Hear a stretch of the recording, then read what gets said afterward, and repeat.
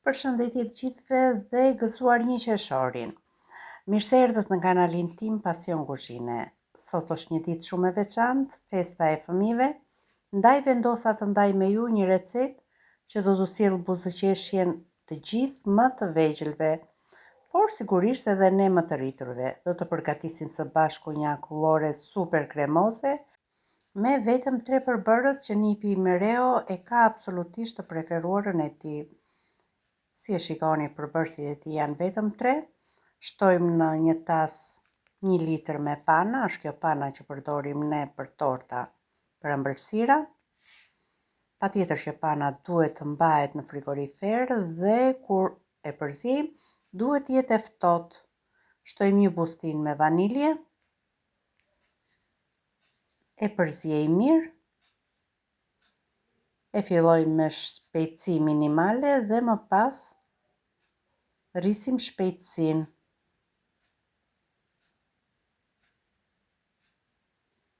Vazhdojmë ta përzijmë. Iku korendi, do presim sa të vi korendi. Jemi në Shqipëri, nuk zgjati shumë, për 10 minuta korendi erdhi sërish. Vazhdojmë përzierjen. Pak nga pak fillojmë të shtojmë një paketim nga ky qumshti panda ose qumshti kontesuar. Duke e përzier panën dhe duke shtuar qumshtin e kontesuar. Ka shumë pak përbërës kjo akullore, por Reo e pëlqen shumë. Nëse ne të tjerët na pëlqen çokolata, Reo do vetëm akulloret e bardha.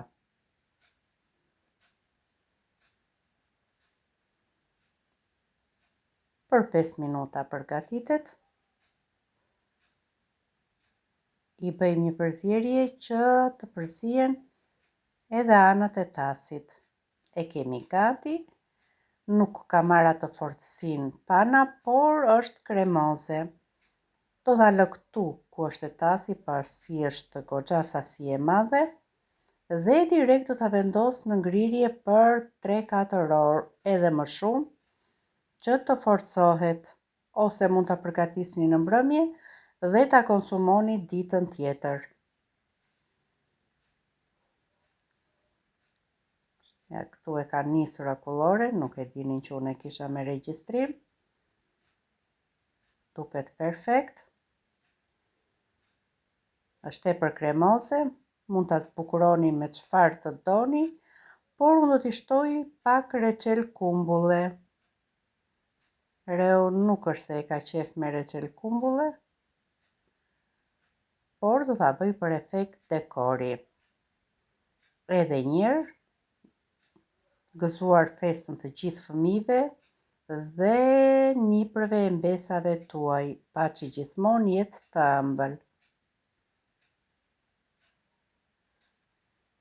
Nëse ju pëlqeu kjo recetë plot dashuri, mos harroni të më mbështesni duke i bërë like videos, të lini një koment më poshtë dhe duke i bërë subscribe kanalit tim Pasion Kuzhine për të mos humbur asnjë recetë tjetër tradicionale dhe shtëpie.